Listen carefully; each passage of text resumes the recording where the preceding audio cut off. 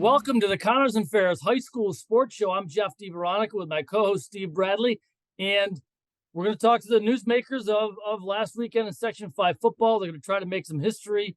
Both teams have a shot at history this weekend in the Class AA Championship. Our guests are the Pittsford Panthers, who knocked off top-seeded UPrep 6-0, which is surprising in and of itself, a 6-0 football game. But the 4 seed knocks off the 1 seed, and a team that they'd lost to earlier in the year, and they're going to try to get some revenge again on Friday night when they play 3-time defending champion McQuaid. It's the 2 against the 3, and I beg your pardon, the 4. Hang on, let me check my notes. You guys are the 4, right? The 1 and the 2 did not go forward. So, congrats. We have with us defensive coordinator Steve Marriott there in the middle. To his left, I believe, this Zoom stuff makes things go a little backwards, but Nathan Rodi, running back and linebacker, and also linebacker Ignat Fomin, whose nickname is Iggy. Iggy, welcome to the show, young man. You have one of the more interesting names that I've ever had on our program in 20 years. So, but first, congratulations, guys. Nathan, let me start with you. Outside of the Pittsford locker room, did you think a lot of people were giving you guys a shot in this game against UPrep? Honestly, I don't think so, because I'm pretty sure they were ranked like number 6 in the state or something, going undefeated all year, the new like kind of big dogs in our class. And, I don't think anybody really thought we were going to win, but I think the whole time we kind of knew that we were going to win since the first time we played them. We had a couple guys out. You were out, right? I was injured, but I still played. I just didn't play both sides like I usually. Was Jackson Green out that game? Yes, Jackson Green was out and Luke Fliss was out, who are our top 2 receivers. And we still lost by 3 that game. 20-17 on October 8th. Yep. So, Iggy, how would you describe this defensive performance? And then we're going to talk to the guru. That's exactly how Coach Keith Molinich, the head coach, described Coach Marriott. But how proud are you the way you guys played? Oh, extremely proud. I mean, going into this game, we knew it was going to be a dogfight the whole way through, just like our past couple of games have been. But we were ready for it going into the game. And from the first snap to the last play, our guys fought the entire time. And at play after play, guys were making big plays, getting excited about it. And we stepped up and we shut out a really good team. So, Coach Marriott, I kind of have a feeling that you get the playoffs and you get to the semifinal, it's all about matchups. And I think looking at this game, people might have thought Pittsburgh's best chance to win would have been maybe win 35-28, 35-31. As Jeff said, we didn't see 6-0 anybody, I think, in their crystal ball. What was the defense? What were the keys to the defense and keeping that game so tight and so low scoring? I think sometimes your best defense is a good offense. And we did a really good job offensively of keeping the ball out of their hands. I'm not sure what time of possession was, but, there were some longer drives offensively by us. We didn't turn the ball over. Defensively, we had a couple takeaways. So that helped us out. Special teams wise, we got great field position. So it was kind of culmination of all that stuff to try and help keep that score down and keep the ball in our hands. And how about Phil Noyes? 2 field goals were the difference in this one. A 20-yard field goal right before the half. And then this is a 3-0 game until early fourth quarter, a 23-yard field goal. So Phil Noyes, congratulations on that. Nate, how confident were you in Phil that he was going to nail these? I mean, anybody talk to him in the huddle on any of these things, or would just leave him alone, let the kicker do his thing? Oh, we usually leave him alone. I'm always confident in Phil. Honestly, he's one of the best kickers I've ever seen.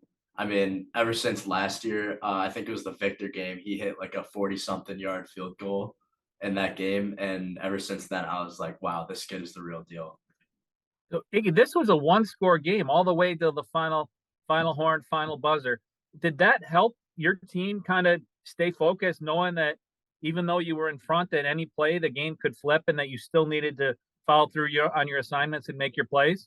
Absolutely. UPrep has a pretty explosive offense, I would say. So we knew that, one big play could tie this game up and this thing could go into overtime or anything like that. So the guys stepped up. They kept on the gas pedal the whole time, and we finished the game out strong. Shout out to Nate. I made you our co-player of the week, Bob Johnson co-player of the week for our radio show, our show, I should say, our sports show, formerly radio show. You had 9 tackles, and Nick Wilson, defensive end, 8 tackles, a sack, fumble recovery. He brought water to everybody. He was doing everything, this guy. Coach, I know you're not going to tell us your scheme and all that, but did you do anything differently than you had done before against UPrep to try to slow them down? Yeah, I mean, we tried to move those guys around a lot. Nick, in particular, he's just got such a great ball get off, where I'm kind of able to move him in a couple different spots. He's able to take advantage of some one-on-one matchups, and those are matchups that I felt like he was going to be able to win. So we were moving guys around. We had, I think, an awesome week of practice leading up to that week, where guys were just kind of focused in, nailed down. Coach Molinich uses the trees that are in the back of the field as this symbolic kind of end of the season. And he kept telling the guys that the leaves are still on the trees. They all haven't fallen yet. And, you know, that the season's going to still keep running. So fortunately, he was right. And the symbolism really kind of showed. Guys, Jeff and I both believe sports are about moments. So starting with Iggy and then you, Rodi, Nate Rodi, right? Nate Rodi. Tell us about your favorite moment of that of the game and the thing that maybe when you guys get together in 20, 25 years that UPrep game comes up. What are you gonna talk about? For me, it was just as soon as that buzzer went off and the game was over, everybody was just so excited because we knew going to this game that this was it. It was ride or die. So we fought for another guaranteed 2 weeks with our brothers. And that meant the world to me. I mean, it literally brought tears to my eyes at the end of that game. I was just so happy. Nate, how about you? And then it's hard to pin down, but, you know, after every defensive drive, I think they got within like the 30 or 20 a couple times. And after every time we stopped them, it was just like such a good feeling because we knew that we could hold like this great team with our defense. And that's definitely something I'll never forget. Okay, so here's the deal.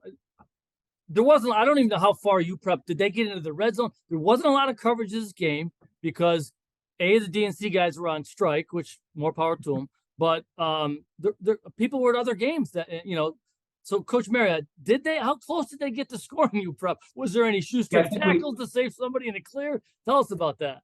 No, they had a couple drives that got into the red zone, you know, kind of inside the 20. They had a couple kind of green zone area where it's 30, 35 yard line where we came up with a couple stops and even really their last drive at the end of the game. I think they brought it down to the 30-yard line where we had an awesome play. I think both you guys were in on the quarterbacks on 2 of the pass plays and then 2 great breakups by our defensive back. Luke Fliss had one of them, phenomenal play to kind of close it out, and Noah Heasel had the other one.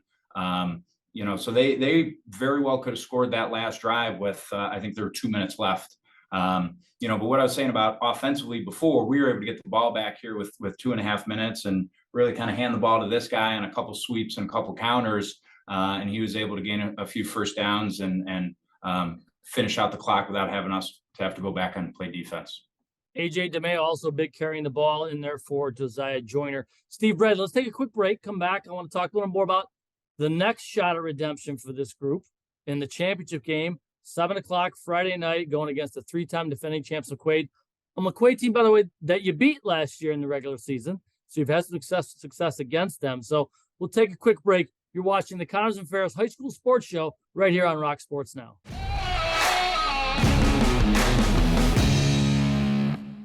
Whether it was Dad letting you grill for the first time, or Grandpa taking you out to a ball game, or even a summer picnic before the fireworks on the 4th of July, Zweigel's has created generations of memories that shape who we are and what our community has become. I'm a biomedical sciences major. My goal is to one day open up my own pediatric office. I want to create an environment almost similar to the environment that Roberts creates for me. I want them to walk into the doctor's office and feel love. When I got here, I was just like, yeah, this is home. This is where I need to be. Be prepared for an adventure, be prepared for a journey, and enjoy the journey. When it comes to workers' comp, things can change quickly. The only way to make sure your rights are protected is to have a trusted, committed attorney on your side. An attorney who has devoted their career to helping injured workers. Someone to fight for the money and medical benefits you deserve. The only person on your side is the attorney at your side. Connors and Ferris, your workers' comp attorneys.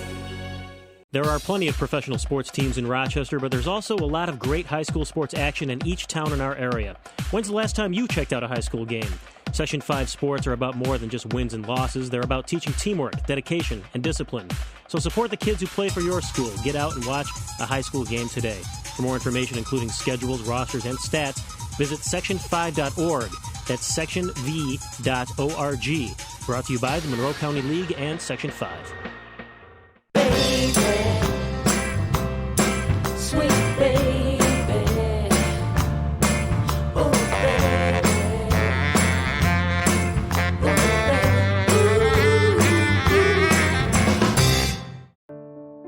You know, whether you come here as a 6th grader or a 9th grader, you have to spend your 4, 5, 6 years here and just get involved in so many different things. And then you're going to go out and set fire on the earth. When you get through McQuaid Jesuit, you're not going to fail when you get out in the world.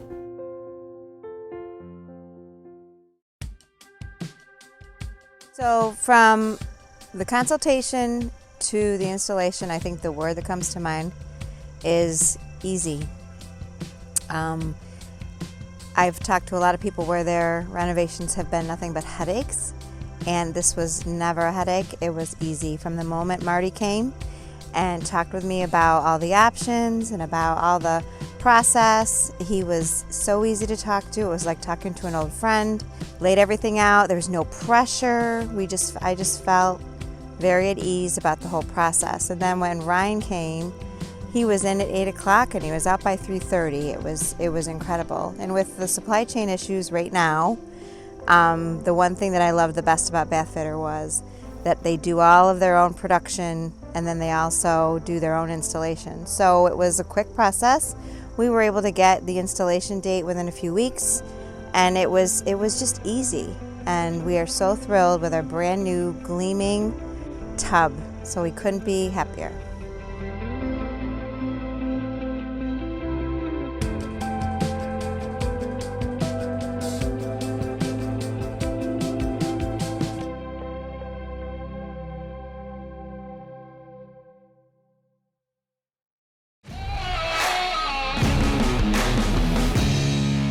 Welcome back to the Connors and Ferris High School Sports Show. Jeff DiVeronica and Steve Bradley talking to one of the two entrants in the Section 5 Class AA Championship game. 7 o'clock Friday night at SUNY Brockport. Get your tickets early. That's going to be a big game. It's the Pittsford Panthers. Crash the party. The number 4 seeds going against the 3-time defending champs of McQuaid, who beat Victor pretty handily, 20-7, 21-7. But with us, we've got Steve Marriott, defensive coordinator for Pittsford, filling in for Coach Molinich tonight. Nate Rodi and Ignat Iggy Fomin, linebacker for Pittsford. Guys, thanks for coming back for a second segment. Steve Bradley, tell us your next question about the big dudes. Sure. Well, we want to talk about the big dudes, but we also want to mention this game has history on both sides. You mentioned it in the open. Pittsford, it could be their first Section 5 title since they combined the program. Mendon won in 1980, 81, and 82. So it'd be the first Pittsford football title in 40 years. And McQuaid has a chance to do something that no program has done in Section 5 history in the largest school category, and that's win 4 titles in a row. Webster won AAA from 1999 to 2001. So Coach Marriott, Jeff's right. Coach Mullen, always, you guys have a good passing game this year, but we know how he loves his fullbacks and he loves his linemen. Who are some, as he would call them, the dudes that got the job done up front to help you control that line of scrimmage and take that UPrep game?